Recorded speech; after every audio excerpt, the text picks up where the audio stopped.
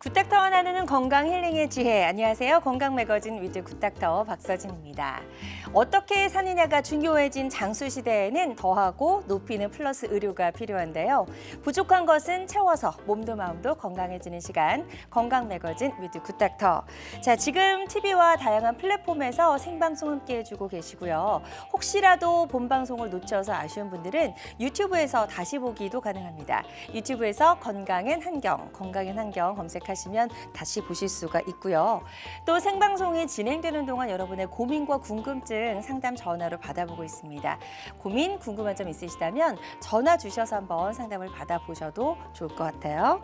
자, 여러분 가까이서 늘 함께하고 있습니다. 건강 매거진 위드 굿닥터. 오늘은요, 허리와 함께 고령층에서 가장 흔하게 발생하는 통증입니다.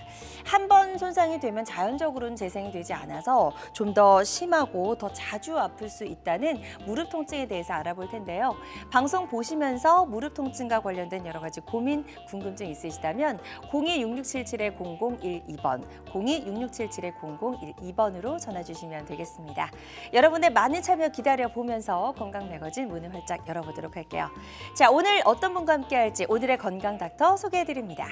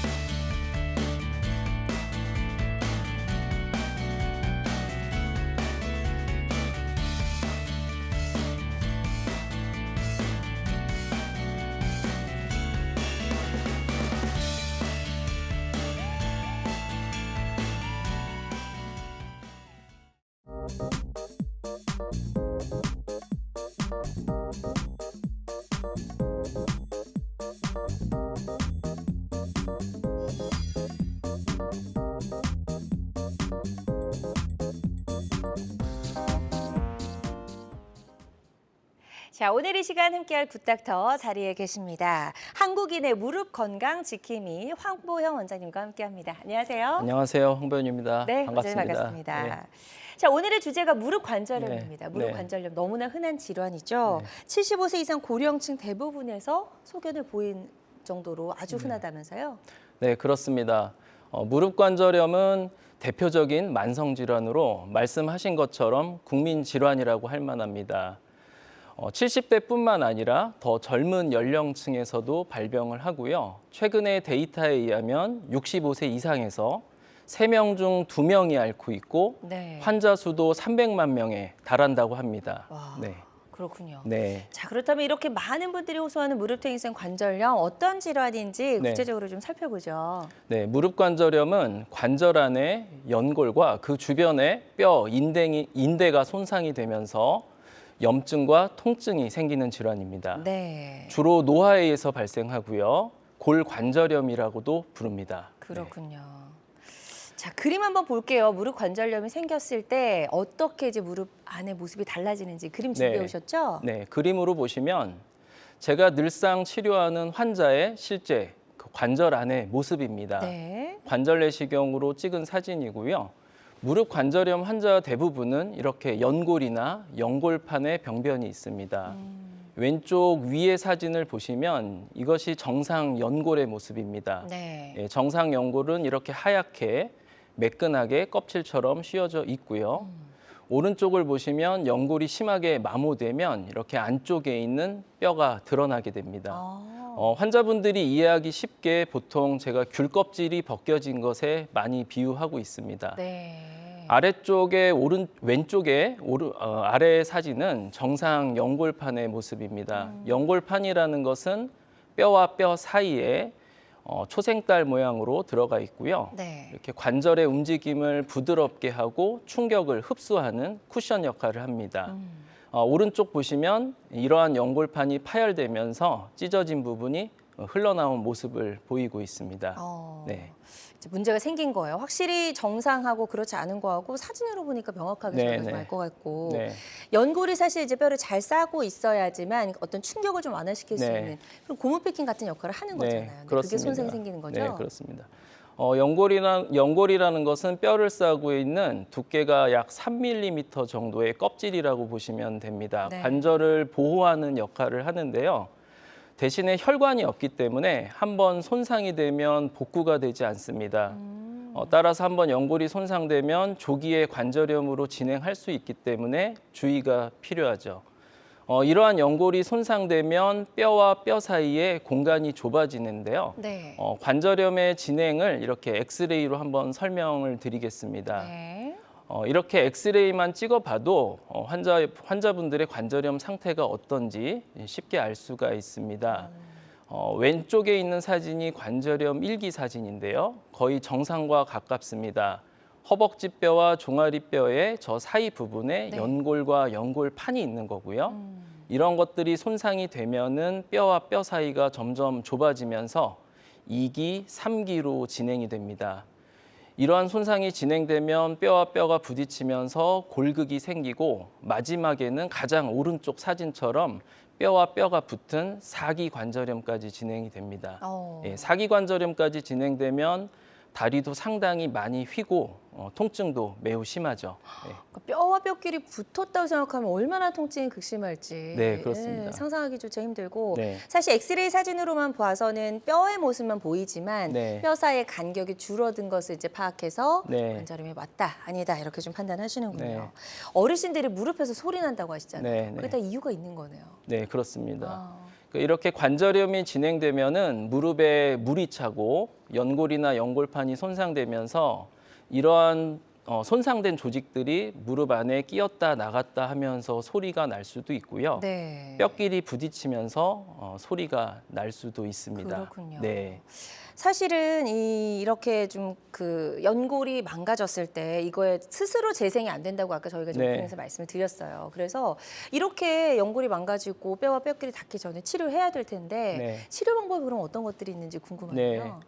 사진으로 보면서 설명을 드리겠습니다. 네. 무릎 관절염 초기나 통증이 심하지 않은 중기에는 보통 주사 치료를 많이 하십니다. 많이 들어보셨겠지만 관절 안에 주입하는 연골 주사나 주변 조직을 튼튼하게 하는 프롤로 주사라고 하는 증식 치료를 많이 합니다. 환자분들께서 많이 물어보시는 게 이런 주사를 맞으면 관절염이 없어집니까? 많이 물어보세요. 네. 그러면 저는 이렇게 대답합니다. 주사라는 것은 관절 안에 손상된 연골판이나 연골을 이제 복구하는 것은 아니고요. 아직 수술할 정도는 아니시기 때문에 무릎 안에 찬 염증을 그대로 방치하면 관절염이 진행되기 때문에요. 이런 주사 치료를 통해서 염증을 해결하고 통증을 조절하는 것 또한 중요합니다. 네. 이러한 치료에도 반응이 없거나 관절염이 중기로 진행됐을 경우에는 수술적인 치료가 필요합니다. 대표적으로 관절 내시경, 절골술, 줄기세포, 이식수술과 같은 것들이 있습니다. 네, 그래서 정 좀 호전되지 않고 네. 너무 통증이 극심할 때 이제 수술하는 방법이 네. 있는데 수술하는 방법도 굉장히 다양하네요. 네, 다양합니다. 환자의 나이라든지 관절염의 상태, 변형된 상태에 따라서 치료가 다양합니다. 그림으로 보면서 단계별로 설명을 드리겠습니다. 네. 첫 번째는 그 관절 내시경 수술입니다. 가장 흔하고 일반적으로 하는 수술이고요.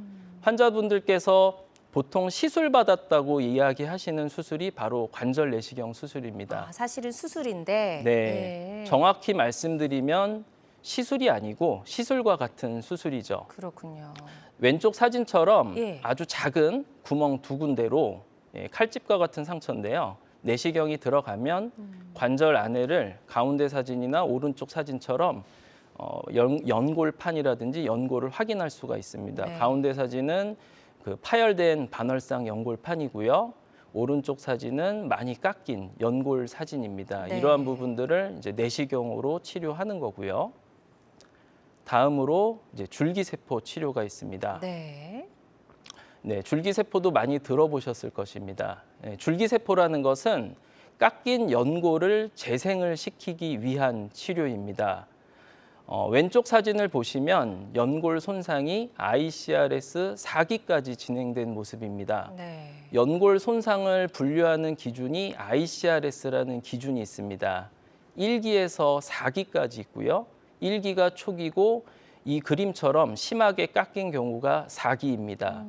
이 정도로 깎인 연골 손상을 회복하기 위한 치료가 줄기세포고요. 연골이 재생이 되기 위해서는 혈액순환이 좋아야 합니다. 그래서 두 번째 사진처럼 홀을 뚫어서 피가 잘 나오게 기본 작업을 하고요. 네. 세 번째 사진처럼 줄기세포 이식을 합니다. 이 환자분은 줄기세포 수술과 절골술을 이제 같이 하신 분인데요. 1년 후에 그 절골술을 한 그 금속을 제거하는 수술을 할 때 관절 내시경을 같이 했고 이렇게 4기로 손상된 연골 부분이 잘 재생이 된 것을 확인할 수가 있습니다. 그렇군요. 네. 그러니까 어릴 때 붉었던 모습이 이제 없어지고 하얗게 이제 네, 덮였네요. 그렇죠. 예, 연골이 재생된 부분입니다. 네. 예. 다음 치료는 절골술이라는 치료가 있습니다. 네. 예, 휜다리 교정술이라고도 하는데요. 아. 네, 미용 수술이 아니고 관절염을 치료하는 휜다리 교정술입니다. 관절염이 진행되면 뼈와 뼈 사이의 공간이 점점 좁아지기 때문에 다리가 옷자다리로 점점 휘게 됩니다. 예, 옷자다리로 휘게 되면 사진에서 보시듯이 고관절 중심에서 발목 중심으로 떨어지는 체중의 중심이 무릎 안쪽에 관절염이 심한 부분으로 떨어지게 됩니다. 집중이 되는 거죠. 그렇죠. 예. 이 상태에서 계속 걸으시고 일을 하시면 몸무게가 관절염이 심한 안쪽에 계속 집중이 되기 때문에 아. 네, 관절염은 더 심해지고 다리는 더 옷자로 휘게 되죠. 또 옷자로 더 휘게 되면 관절염은 더 심해지죠. 예, 악순환이 되는 거죠. 그렇겠네요. 예, 이런 경우에 절골술이 필요합니다. 그래서 오른쪽 사진 보시면 절골술을 하니까 체중의 중심축이 무릎 가운데로 회복된 것을 볼 수가 있죠. 네. 예, 지금까지 설명드린 수술은 모두 관절을 보존하는 수술이라고 보시면 됩니다. 네, 좋습니다. 네. 그래서 퇴행성 관절염을 치료하는 다양한 수술적인 방법도 설명을 해주셨어요. 환자들마다 치료 효과는 다를 수가 있겠고요. 어떤 치료든 치료 방법을 결정하기 전에 반드시 신중을 기한다는 점 꼭 명심해 주시길 바랍니다. 황보영 원장님과 함께하고 있습니다. 평생 몸의 무게를 바치다 보니까 고장나기도 쉬운 곳입니다. 무릎 관절에 대해서 알아보고 있고요. 무릎이 아프거나 불편하시거나 또 병원에 가시기 전에 좀 궁금한 점 있다 하시는 분들은 상담 전화 주셔서 저희 황보영 원장님과 한번 상담을 미리 받아보시는 것도 도움이 될 수 있을 것 같습니다. 02-6677-0012번, 02-6677-0012번으로 전화 주시면 전화 연결해서 상담을 도와드리도록 할게요. 직접 전화 연결이 좀 부담스럽다 하시는 분들은 사연만 남겨주셔도 상담 도와드리니까요. 주저하지 말고 편안한 마음으로 전화 주시면 되겠습니다. 자, 지금 전화 접수 상황 잠시 좀 살펴보도록 하겠습니다. 비가 와서 그런가요? 전화가 네. 좀 많이 걸려오고 있는데요.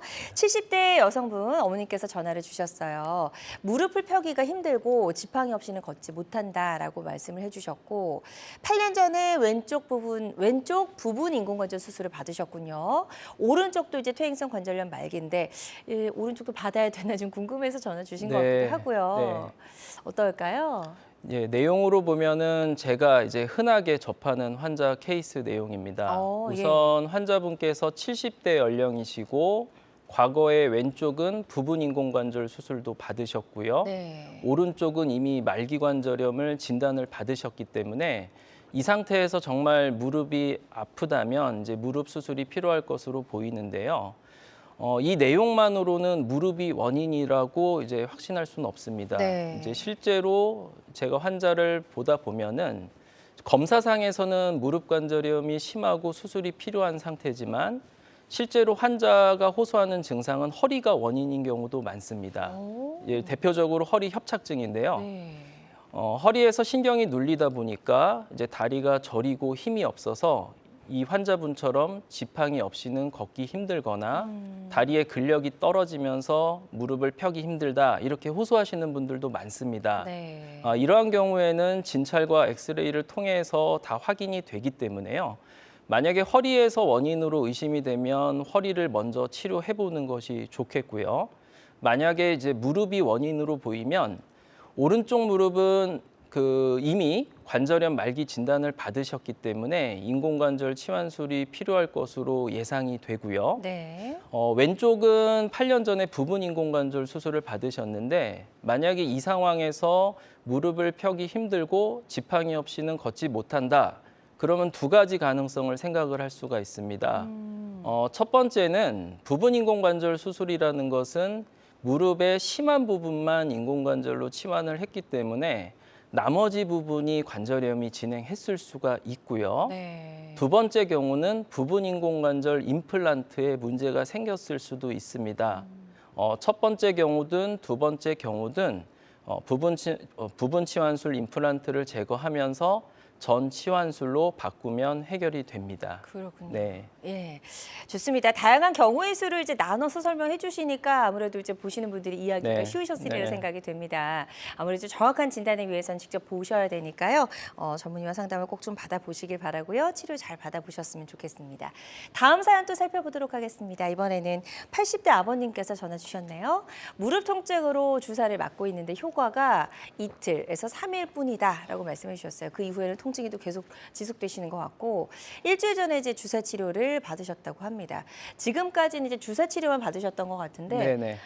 2, 3일 정도 효과가 지속된다고 보면 이제 주사 치료를 더 지속을 해야 되는지 아니면 다른 단계 치료가 필요한지 네. 궁금하네요. 네. 보통 초기 관절염이나 무릎의 염증 반응이 심하지 않다면 주사 치료 2, 3회 정도로도 대부분 증상이 해결이 됩니다. 네. 근데 지금 환자분의 최근 치료 이력을 보니까 일주일 전에 첫 치료를 받으신 것 같기 때문에 주사 한 번으로 치료 효과를 판단하는 것은 아직 이릅니다. 예, 따라서 보통 연골 주사라고 하면 일주일 간격으로 맞기 때문에 일주일 간격으로 3번 정도 먼저 치료를 보시는 것을 권해드리고요. 네. 만약에 그렇게 치료를 받았는데도 치료 효과가 없고 점점 기간이 짧아진다면 단순한 관절염이나 염증이 아니고 무릎 안에 연골판이나 연골이 생각보다 많이 손상되어 있을 수 있습니다. 예, 이런 경우에는 감별을 하기 위해서 MRI 검사 해보시는 것을 권해드립니다. 네. 좋습니다. 네. 정확하게는 이제 MRI 검사가 꼭 좀 필요할 것 같다라고 말씀해 주셨으니까요. 이 부분 참고하셔서 치료 받으시는 데 도움이 되셨으면 좋겠습니다. 지금 전화로 다양한 증상과 궁금증 물어봐 주고 계신데요. 계속해서 상담 전화는 활짝 열어놓도록 하겠습니다. 02-6677-0012번, 02-6677-0012번으로 전화 주시면 되겠습니다. 또 전화상이다 보니까 정확하게 저희가 진단을 내려드리는 데는 어느 정도 한계가 존재할 수 있다는 점 말씀을 드리고요. 가까운 병원에 내원하셔서 전문의의 정확한 진단 후에 치료를 꼭 시작하셨으면 좋겠습니다. 그리고 실시간 시청자 상담은 생방송 도중에만 가능하니까요. 이 점도 꼭 기억해 주시기 바랍니다. 자, 저희가 이제 퇴행성 관절염 치료법에 대해서 좀 알아보고 있고요. 여러 가지 수술적인 방법도 말씀을 드렸고 이제 그럼에도 불구하고 계속 진행이 돼서 말기에 이르렀을 때는 우리가 좀 어떤 방법을 선택을 해야 될까요? 네. 말기 관절염이라는 것은 앞서 말씀드린 이제 사기 관절염인데요. 네. 뼈와 뼈 사이에 있는 연골과 연골판이 광범위하게 손상되면서 뼈와 뼈가 완전히 붙은 관절염이죠. 네, 이 정도 관절염으로 진행된 경우에는 네. 인공관절 치환술이 필요합니다. 그렇죠. 인공관절 치환술이라는 것은 허벅지뼈와 종아리뼈의 손상된 관절면을 계획에 따라서 절삭을 하고요. 인공관절 임플란트를 씌워주고 그 사이에 연골 역할을 하는 베어링을 삽입하는 수술입니다. 네. 많은 환자분들이 조금 헷갈려 하시는 게 심장 이식이나 콩팥 이식처럼 내 거를 떼어내고 새로운 장기가 들어가는 게 아니고요. 관절 안에 있는 기둥이 되는 뼈라든지 조직은 유지하면서 네. 손상된 관절면만 치환하는 것이라고 보시면 됩니다. 인공관절 수술을 통해서 관절의 기능도 회복하고 통증도 회복하고요. 또 심하게 변형된 옷자다리나 X자 다리도 일자 다리로 교정하는 역할을 합니다. 네. 인공관절 치환술도 전치환술과 부분치환술이 있습니다. 네. 사진에서 보시는 것처럼 전치환술이라는 것은 이제 관절이 광범위하게 사기관절염이 진행되고 다리가 많이 변형이 되었을 때 전체적으로 하는 치환술을 말합니다. 네. 보통 인공관절 수술이라고 하면 전치환술을 이야기하고요. 다음으로 부분치환술이 있습니다. 부분치환술이라는 것은 무릎의 여러 구획 중에서 한 구획만 관절염이 심하고 다리 변형은 심하지 않으면서 의학적인 조건이 될 때 그 심한 부분만 치환을 하는 수술 방법입니다. 부분치환술, 반치환술 같은 말이라고 보시면 됩니다. 네. 네. 그래요. 그래서 전체를 다 바꿔야 되는 경우가 있고 무릎 폐제 관절 중에서 일부분만 그렇게 바꾸는 부분 치환술도 있다라고 설명해 주셨는데 네. 무릎 인공관절 수술이 굉장히 좀 그래도 꽤 됐어요. 1980년대부터 본격적으로 시행이 됐으니까 네, 네. 이제 한 40년 훌쩍 네, 넘었네요. 그렇죠. 그 사이 기술도 좀 많이 달라졌을 네, 거고요. 네, 그렇습니다. 인공관절 술기도 발달을 하고요. 인공관절 치환물의 재질도 좋아지면서 환자분의 통증과 부작용을 줄이는 방향으로 계속 발전하고 있습니다. 데이터를 보면은 외과 계열의 여러 가지 수술 중에 이 정형외과에서 하는 무릎 인공관절 수술이 가장 환자 만족도가 높다고 알려져 있고요. 네. 약 4년 전부터는 우리나라에서도 인공관절 수술 중에 로봇으로 하는 수술이 도입되었고 점점 늘어나는 추세입니다. 그렇군요. 네. 로봇에 대한 관심이 많으셔서 제가 일반 인공관절 수술과 로봇 인공관절 수술을 간단히 비교해 봤습니다. 네. 네, 표로 보시면 먼저 첫 번째, 일반 인공관절 수술은 제가 수술 전에 엑스레이 사진을 직접 체크하면서 수술 계획을 세우는 타입이고요. 로봇은 수술 전에 CT 검사를 통해서 3차원으로 환자의 무릎 모델을 만들고 이것을 기반으로 해서 계획을 세웁니다.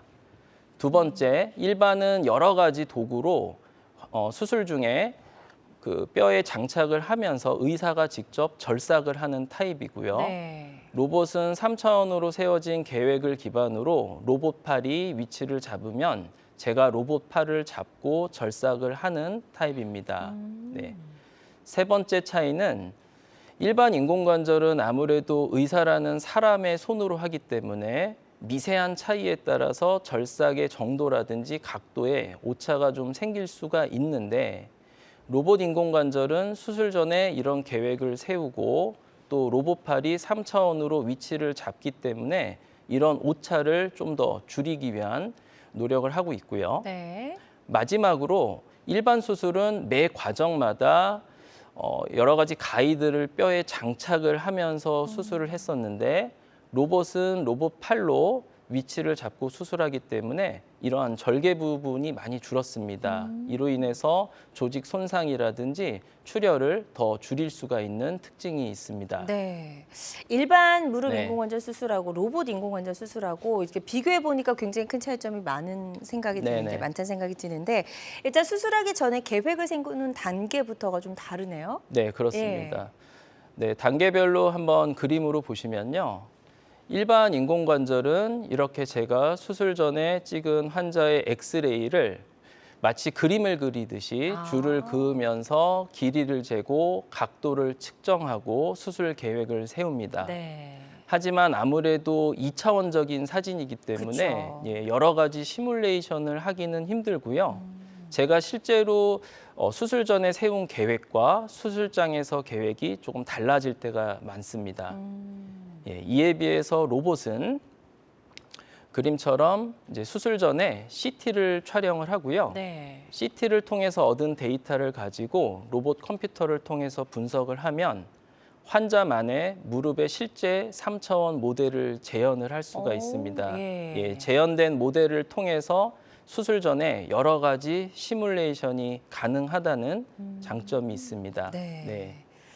좋네요. 내 모습이 이제 3D로 저렇게 구현이 한번 되니까. 네, 그렇습니다. 한번 예, 예. 예측을 잘 해보고 또 계획을 세우는 데도 있어서도 네. 큰 도움이 될 수 있을 것 같다는 생각이 들고 그런 것도 있을 것 같아요. 환자마다 무릎 네. 관절 모양이 다 다를 것 같거든요. 네. 그런 부분을 좀 수술에 반영하게 된다면 좋을 것 같다는 네, 생각이 그렇습니다. 드는데요. 무릎 모양이라는 것은 환자마다 다르고 또 관절염의 진행 정도에 따라서도 다릅니다. 네, 사진으로 보시면 네. 이 사진이 이제 로봇을 통해서 수술 전에 3차원으로 제작한 환자의 실제 무릎 모델입니다. 이런 모델을 통해서 수술 전에 인공관절의 적절한 위치와 사이즈, 각도를 미리 예상을 할 수가 있고요. 또 최적의 어떤 뼈를 절삭하는 양을 정할 수가 있습니다. 네. 하지만 이렇게 고정적으로 정해진 원칙에 따라 수술을 하는 것이 아니고요. 환자의 상태에 따라 이런 계획을 다양하게 시뮬레이션 하면서 수정하고 분석을 할 수가 있습니다. 네. 네. 자, 그렇게 해서 저렇게 3차원으로 무릎 관절 모델을 만들어 볼 수가 있고 네. 또 이 사진은 이제 그 앞서 만든 3차원 모델을 그대로 따라하는 게 아니고 수술 중에 제가 이렇게 환자의 뼈에 체크를 하면서 이 모델이 실제로 얼마나 정확한지 다시 한번 체크하는 작업을 합니다. 이를 통해서 정확도를 향상을 시키고 오차를 최소화할 수 있는 것이죠. 네. 네. 그러니까 기존의 인공관절 수술이 가지고 네. 있던 여러 가지 좀 오차라든지 네. 이런 것들을 좀 최소화한 방법이다. 이렇게 이해를 해보면 되겠네요. 네, 그렇습니다. 네. 자, 무릎 인공관절 치료, 로봇 수술하고 일반 수술이 어떻게 다른지 저희가 비교를 해보고 있고요. 다음 사진 또 하나 보여주세요. 이거 보면서 또 설명 들어보겠습니다. 다음 사진을 보시면 이렇게 수술 전에 세운 이제 계획을 토대로 수술을 진행하는데요. 네. 이제 오른쪽 사진은 이제 기존의 일반 인공관절 수술의 모습입니다. 기존 수술은 이렇게 로봇 수술처럼 미리 수술 전에 모든 계획을 세우는 것이 아니고요. 네. 매 스텝마다 특수한 가이드를 뼈에 장착을 하면서 그 순간순간 눈으로 보면서 계획을 세우는 것이고요. 왼쪽 사진은 로봇 수술인데 로봇 수술은 앞서 말씀드린 이러한 모든 과정을 계획을 세우고 시뮬레이션한 결과를 토대로 해서 로봇팔로 수술을 하기 때문에 정확도 측면에서 정확도는 향상을 시키고 오차는 줄였다고 볼 수가 있겠습니다. 네, 좋습니다. 자, 무릎 인공관절 치료하는 다양한 방법들 저희가 살펴보고 있습니다. 로봇 인공관절 수술은요, 다양한 퇴행성 관절염 치료법 중에 하나라는 점 말씀을 드리고요. 또 모든 치료는 정확한 진단 후에 환자의 증상과 상태에 맞게 선택을 해야 된다는 점 꼭 기억해 주시길 바랍니다. 자, 여러분은 지금 우리 가족 건강 지킴이 굿닥터와 함께하는 건강 매거진 함께하고 계십니다. 알쏭달쏭 건강상식 고민하지 마세요. 건강 매거진 굿닥터가 1대1로 상담해드립니다. 02-6677-0012번으로 문의하시면 되는데요. 생방송이 진행되는 동안에만 굿닥터와 상담을 도와드리니까요. 02-6677-0012번으로 지금 바로 전화주세요. 유튜브에서 실시간 방송 시청과 다시 보기 시청이 가능합니다. 유튜브에서 건강의 환경을 검색하시면 되는데요. 알짜 건강정보 본방송도 아쉽게 놓친 다시 보기 방송도 이제 유튜브에서 즐겨보세요. 유튜브 검색창 건강엔 환경입니다.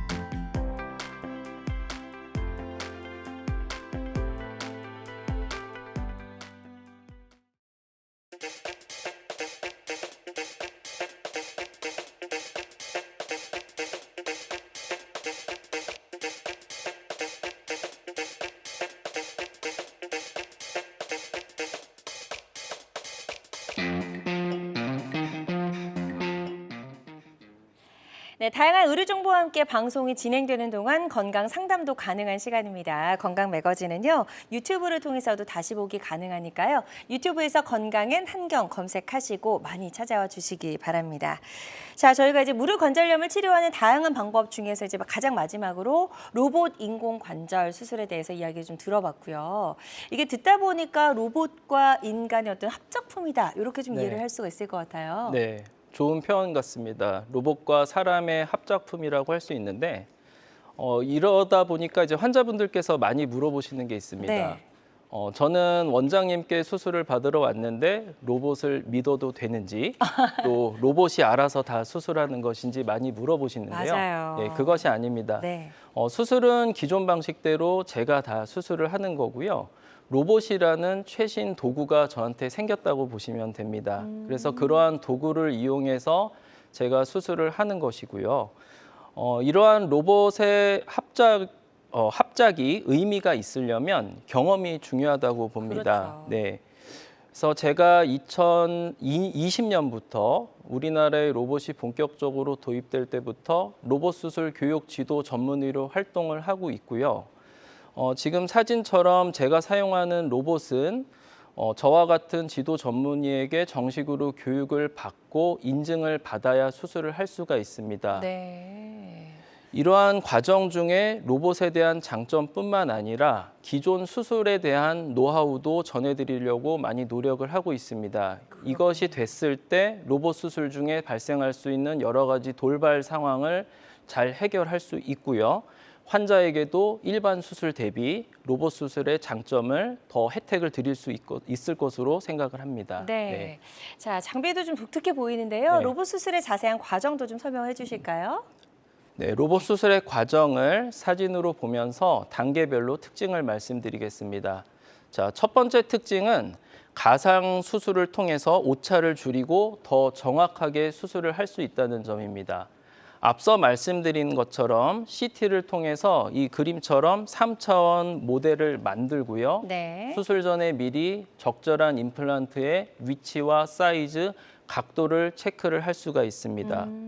실제 수술 전에 제가 가상으로 시뮬레이션을 할 수 있기 때문에 수술의 정확도는 더 높이고 오차는 줄일 수가 있습니다. 네. 왼쪽 사진은 인공관절 중에 전치환술 인공관절 모델이고요.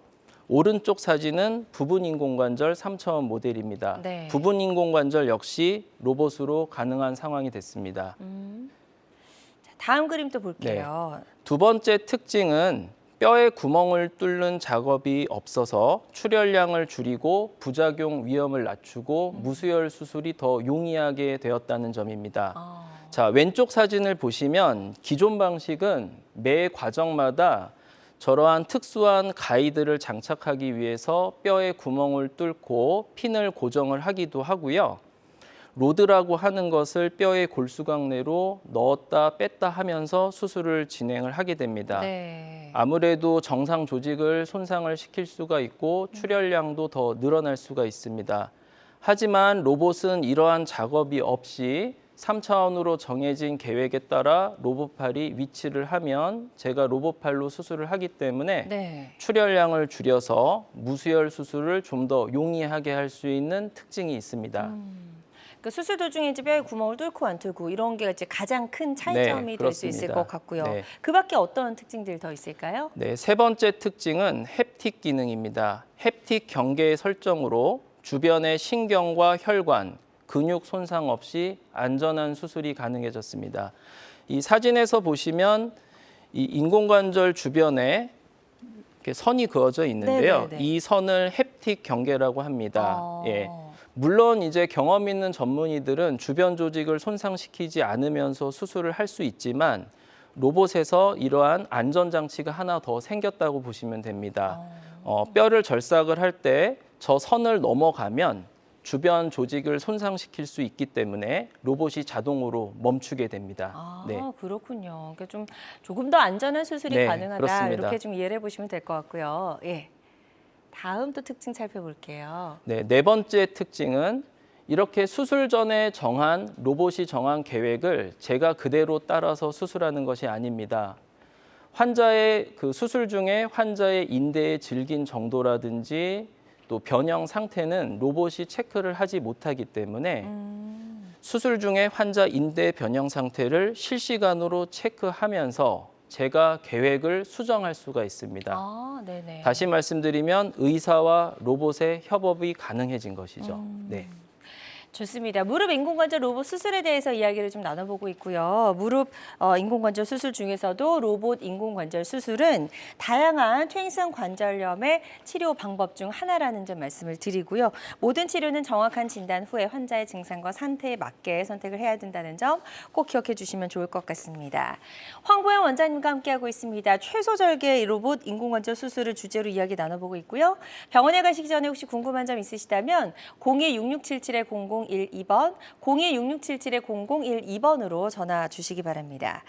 실시간 시청자 상담은 생방송 도중에만 가능하니까요. 궁금한 점 있다 하시는 분들은 서둘러서 전화 주시기 바랍니다. 자, 저희가 이제 인공관절 수술에 대해서 이야기 좀 나눠보고 있는데 수술 후에 또 이 흉터 때문에 반바지 입기가 좀 두렵다 하시는 분들도 많이 계셔요. 네, 맞습니다. 예, 피할 수 없는 걸까요? 네, 인공관절 수술의 상처는 그림에서 보시듯이 무릎의 가운데 중앙부에 세로로 길게 나게 됩니다. 아무래도 이제 수술 상처가 가운데 보이는 부분에 있기 때문에 환자분들께서 그러한 걱정을 많이 하십니다. 네. 그래서 로봇을 통해서 새로운 이제 기술이 향상이 되고 환자에게 더 도움이 되는 여러 가지 인공관절의 기술의 발전이 있듯이 이러한 상처도 최대한 줄이기 위한 노력을 많이 하고 있습니다. 그래서 왼쪽 사진을 보시면 이것은 일반적인 로봇 절개 사진인데요. 중앙에 길게 주 절개가 들어가고요. 또 환자의 무릎 상태와 로봇 간의 정보를 주고받기 위해서는 어레이라고 하는 센서를 고정하는 부분이 필요합니다. 그러다 보니까 주 상처 위 아래쪽에 작은 추가 절개가 필요했습니다. 하나씩 더 있네요. 네, 그렇죠. 네. 그런데 이러한 작은 상처도 싫어하시는 환자분들이 많기 때문에 그쵸. 여러 가지 경험과 테크닉을 통해서 지금은 오른쪽 사진처럼 한 개의 주 상처만으로 모든 작업이 가능할 수 있게 네. 하였고요. 이 상처도 최대한 길이를 줄이는 노력을 하고 있습니다. 네. 그러니까 같은 로봇인데도 어떻게 하면 저렇게 상처를 좀 줄일 수 있는지 궁금하실 것 같아요. 네. 좀 더 자세히 설명을 들어볼게요. 네. 그림으로 더 자세히 설명을 드리겠습니다. 이제 왼쪽이 기존의 로봇 일반 절개 사진입니다. 네. 주 절개가 있고 그 위아래 이런 로봇과 정보를 주고받는 센서를 장착한 가이드가 고정되는 상처가 필요합니다. 이러한 상처를 싫어하는 분들이 많기 때문에 이번에 이렇게 센서를 고정하는 가이드의 형태를 특수하게 제작해서 로봇 수술의 주 상처 안에 가이드를 위치할 수 있는 방법으로 수술을 진행하고 있고요. 네. 이 방법을 통해서 오른쪽 사진처럼 하나의 상처만으로 수술을 진행할 수 있게 되었습니다. 상처가 줄면 통증도 덜하고 회복도 빠르고 미용적으로 더 좋겠죠? 네. 자, 그런데 이제 여기에 인공관절을 넣으려면 사실 이제 네. 우리 원래 좀 망가진 뼈도 좀 갈고 다듬는 네. 과정이 필요하잖아요. 네, 그렇습니다. 그것도 어떻게 다른지 차이점이 있는지 궁금하네요. 이 상처를 줄이기 위한 최소 절개 방법처럼 뼈를 최소 절삭하기 위한 노력도 하고 있습니다. 네. 왼쪽 사진을 보시면 기존 인공관절은 허벅지 뼈의 중앙 부위, 그러니까 후방 십자인대가 붙는 부위를 박스 모양으로 잘라내는 과정이 필요했는데 로봇에 특화된 임플란트를 사용하면 저 가운데 부분을 절삭하지 않고 수술이 가능합니다. 아무래도 뼈를 절삭을 덜하게 되고 또 후방 십자인대를 보존하기 때문에 기능적으로 더 우수할 수가 있습니다. 네. 특히 또 연세 많은 어르신들 같은 경우 이제 골다공증 앓고 계신 분들 계시잖아요. 네네. 그런 분들에게 좀 적용을 해볼 만한 그런 방법일까요? 네, 맞습니다. 특히 뼈가 약하거나 작을 때는 저도 그 허벅지 뼈의 중앙 부위를 절삭을 하게 되면 수술 중에 골절 위험도가 높기 때문에 긴장을 할 수밖에 없습니다. 네. 이러한 환자에게서 무절삭 방법을 사용하면 좀 더 안전하고 편하게 수술이 가능합니다. 그렇겠네요. 그래서 실제 엑스레이 사진을 비교해 본 건데요. 이제 오른쪽 사진을 보시면 이 빨갛게 동그라미 친 부분에 이 부분이 뼈입니다. 예, 왼쪽 사진을 보시면 여기는 금속으로 바뀐 거고요. 아. 다시 말해서 뼈를 절삭하지 않고 유지하면서 수술을 한 것이죠. 뼈가 약하거나 작은 분들한테 좀 더 안전하게 수술을 할 수가 있고 이 부분의 뼈를 보존하기 때문에 후방 십자인대도 살리면서 좀 더 기능적으로 우수한 수술이 가능합니다. 네. 네. 그러니까 살릴 수 있는 건 최대한 살리는 치료다. 이렇게 좀 말씀을 네, 드릴 그렇습니다. 수가 있겠어요. 네. 예. 이 최소 절삭으로 인해서 좀 달라지는 부분들도 많을 것 같은데요. 네, 이분은 이제 최소 절개와 최소 절삭을 모두 이용한 환자분입니다. 수술 전에 관절염이 상당히 심했는데 뼈를 최소 절삭하고 후방 십자인대를 보존하면서 사진과 같이 수술 1주 만에 무릎이 140도까지 재활도 빨리 진행이 가능했고요. 또 수술하고 2주 차에도 침상에서 양반 다리를 편하게 할 정도로 기능이 빠른 분이었습니다. 그렇군요. 네. 사실 이제 무릎 인공관절 수술하게 되면 네. 다리가 좀 구부러지지 않으면 어떡하지라는 걱정들 네. 굉장히 많이 하시는데요. 아주 좋은 예후를 기대해 볼 수 있는 그런 방법 중에 하나라는 생각이 듭니다. 최소절개 로봇 인공관절 수술은요, 다양한 무릎 관절염 치료법 중에 하나라는 점 말씀을 드리고요. 모든 치료는 정확한 진단 후에 환자의 증상과 상태에 맞게 선택을 하셔야 된다는 점 꼭 기억해 주셨으면 좋겠습니다. 자, 그럼 지금부터는 예후가 좋았던 치료 사례들 하나씩 살펴보도록 하겠습니다. 자, 첫 번째 사례부터 좀 만나볼게요. 네, 실제로 수술을 시행하신 분들 사례를 케이스로 보면서 말씀드리겠습니다. 네. 첫 번째 사례는 85세 여성분이십니다. 20년 전부터 양쪽 무릎 통증이 심해서 이미 오래전부터 인공관절 수술을 권유를 받으셨는데 이제 나이 때문에 걱정이 돼서 주사 치료만 받으셨던 분입니다. 네. 그렇게 걱정하시고 주저하시다가 이제 85세가 되셨는데 연세가 85세시지만 통증이 너무 심해서 수술에 대한 의지가 강하셨기 때문에 본원에 내원하셨습니다. 사진을 보시면 다리가 25도 이상 아주 심하게 옷자다리로 휜 것을 볼 수가 있고요. 네. 엑스레이 상에서도 심한 사기 퇴행성 관절염 소견을 볼 수가 있습니다. 자, 그래서 이제 이분 같은 경우는 좀 양쪽 다 수술을 하셔야 됐겠네요. 네, 그렇습니다. 양쪽 다 심한 사기 관절염이고 양쪽 모두 통증이 심했기 때문에 양쪽 모두 인공관절 전 치환술이 필요한 상태였습니다. 네. 로봇으로 계획을 세웠고요. 왼쪽 사진 보면 로봇을 통해서 3차원 모델을 만들고 적절한 계획을 모두 세웠고요. 수술 후의 사진의 모습입니다. 수술 후에 뼈가 붙었던 부분들이 모두 이렇게 띄어진 것을 볼 수가 있고요. 네. 전체 사진을 보시면 25도 이상 심하게 휘었던 다리가 이렇게 일자다리로 펴진 것을 볼 수가 있습니다. 그러네요. 자, 옷자다리가 좀 많이 좋아지셨고요. 다음 사진 좀 볼게요. 수술 전과 후. 보기에도 많이 좋아지셨네요. 네, 수술 후에 보시면 심하게 휘었던 다리가 펴지게 되었고요. 네. 이렇게 얼마 지나지 않았지만 침상에 앉고 일어나는 동작도 편하셨죠. 85세 심한 관절염이심에도 불구하고 환자가 의지도 있으셨고 재활을 잘 받으셔서 이렇게 빠르게 회복된 케이스입니다. 네, 수술 후에 어떻게 달라지셨는지 영상도 준비해 네. 오셨으니까요. 영상 보면서 더 설명 들어보도록 하겠습니다. 네, 영상으로 보시겠습니다. 이 영상은 수술 전에 보행하는 모습인데요. 아, 바깥쪽을 많이 오셨네요. 그렇죠. 네. 사기관절염으로 뼈가 완전히 붙었기 때문에 무릎이 바깥쪽으로 빠지면서 걷는 모습이고요. 네. 네, 자, 이 영상은 이제 수술 후에 1주 된 상태입니다. 오. 네, 85세 고령이시고 많이 아파하셨는데 1주 만에 다리가 이렇게 펴지고 편하게 걷는 모습을 보실 수가 있습니다. 네. 그렇군요. 자, 로봇 최소절개 인공관절 수술을 받고 예후가 좋았던 그런 사례 소개해 주셨고요. 환자들마다 치료 효과는 조금씩 차이가 있을 수가 있겠습니다. 자, 다음 또 사례 하나 더 만나보도록 하겠습니다. 이번에 67세 남성분의 사례고요. 골괴사증도 있으셨네요. 예, 관절염과 다음 더불어서. 사례는 이제 일반적인 관절염과 다르게 심한 사기 관절염에 네. 골괴사증이 동반된 케이스입니다. 67세 남성분으로 10년 전부터 양쪽 무릎 통증이 심했고요. 수술을 권유받으셨지만 일 때문에 계속 주사 치료만 받으시면서 네. 이제 주저하시던 경우입니다. 사진을 보시면 양쪽 무릎 모두 심하게 옷자다리로 휜 상태고요. 엑스레이를 보면 뼈가 이제 완전히 붙은 사기관절염인데 오른쪽은 조금 다릅니다. 자세히 보시면 허벅지 뼈와 종아리 뼈가 만나는 부분에 네. 뼈가 파여 들어간 모습을 볼 수가 있습니다. 매끄럽지가 않아 보여요. 네, 그렇죠. 뼈와 뼈가 오랫동안 계속 부딪히다 보니까 뼈가 괴사가 돼서 일부가 사라진 것입니다. 쉽게 표현하는 게 뭐 사과와 같은 과일이 계속 특정 부분이 부딪히다 보면 검게 짓물어서 올라가듯이 맞아요. 예, 마찬가지입니다. 수술 전에 MRI를 보시면 마치 이가 나가듯이 뼈의 일부가 사라진 것을 보실 수가 있습니다. 네. 이렇듯 사기관절염의 골괴사증이 심한 케이스였습니다. 네.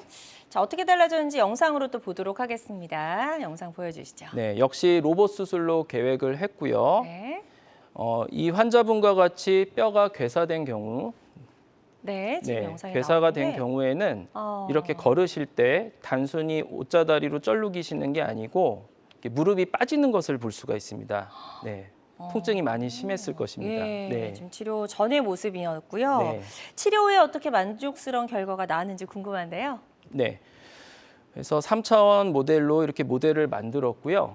이 환자분과 같이 뼈가 괴사가 돼서 일부가 사라진 경우에는 그 뼈의 결손 부위를 메꾸기 위한 금속 벽돌이라든지 고정을 튼튼하게 하기 위한 스템을 사용합니다.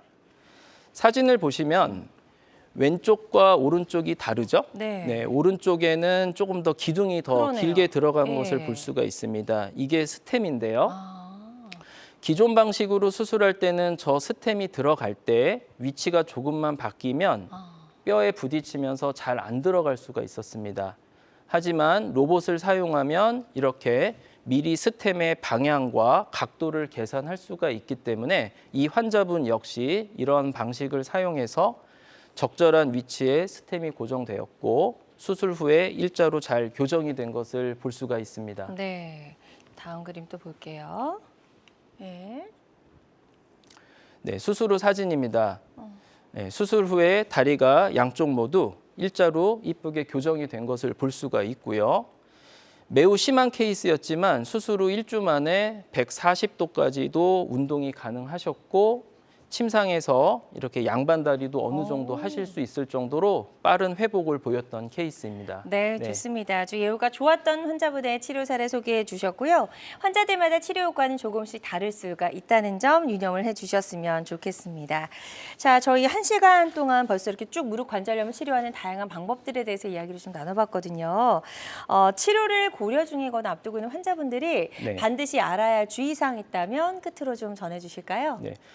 무릎 인공관절 수술을 앞두고 있는 분들에게 제가 항상 강조하는 것은 정확하게 진단을 받고 적절한 시기에 치료를 받는 타이밍을 강조를 드립니다. 많은 환자분들께서 수술이 필요한 상태인데도 주변에서 하는 이야기, 최대한 버틸 때까지 버텨라. 한쪽 맞아요. 수술하면 반대쪽도 하게 된다. 수술하게 되면 뻗정다리가 된다. 맞아요. 이러한 네. 막연한 걱정 때문에 수술을 주저하시는 경우가 많습니다. 문제는 이러한 상황이 지속되면 관절염이 더 악화되어서 수술이 커지거나 어려운 상황이 올 수도 있습니다. 따라서 막연한 걱정으로 판단하시기보다는 정형외과 전문의에게 적절히 진단을 받으시고 네. 좋은 치료 방향을 결정하는 것을 권해드립니다. 네, 좋습니다. 오늘 다양한 무릎 관절염 치료법들 살펴봤습니다.